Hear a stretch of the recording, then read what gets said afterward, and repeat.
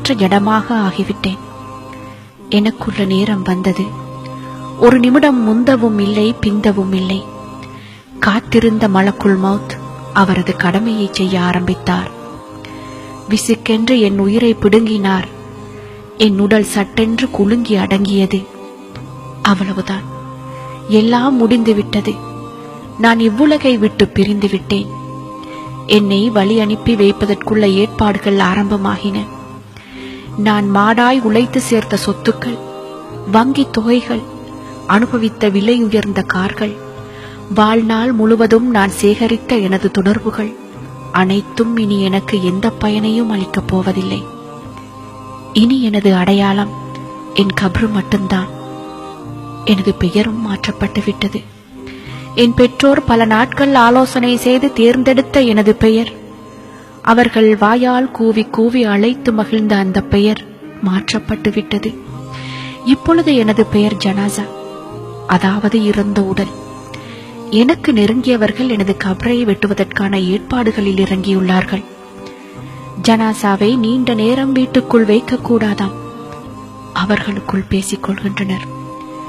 என்னை இப்பொழுது நீண்ட நேரம் வைத்துக் கொள்ள அனுமதி இல்லாத இந்த வீட்டை நான் தான் கட்டினேன். பல கனவுகளுடன் பார்த்து பார்த்து லட்சக்கணக்கில் செலவு செய்து கட்டினேன். என்னை குளிப்பாட்ட ஏற்பாடு நடக்கிறது. நான் வீட்டுக்கு வெளியே குளிப்பாட்டுவதற்காக எடுத்துச் செல்லப்படுகிறேன்.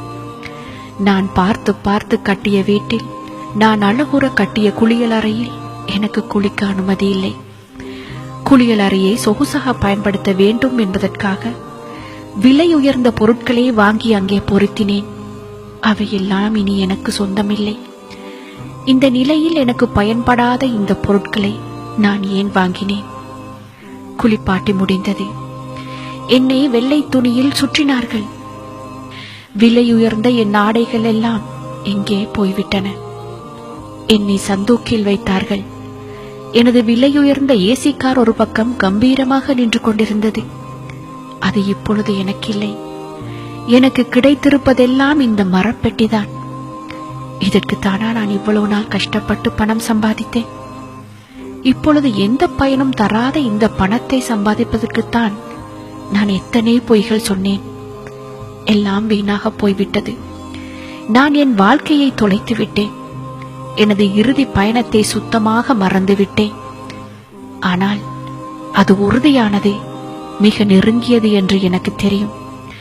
இருந்தாலும் அதனை மறந்து உலக மாயையில் மூழ்கி போனேன். பாவங்களில் பழகி போனேன்.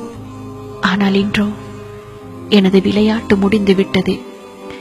இது எனக்கு மட்டுமல்ல, உங்கள் எல்லோருக்கும் தான்.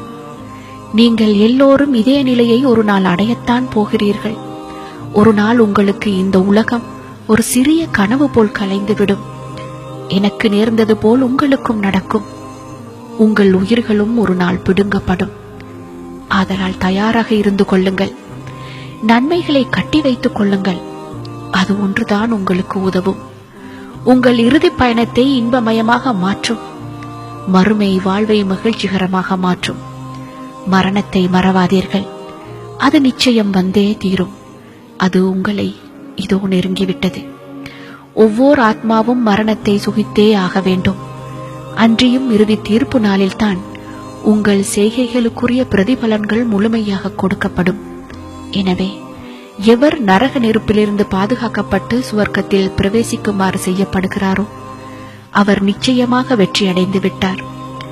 இவ்வுலக வாழ்க்கை மயக்கத்தை அளிக்கவல்ல அற்ப இன்ப பொருளே அன்றி வேறில்லை. அல் குர்ஆன்.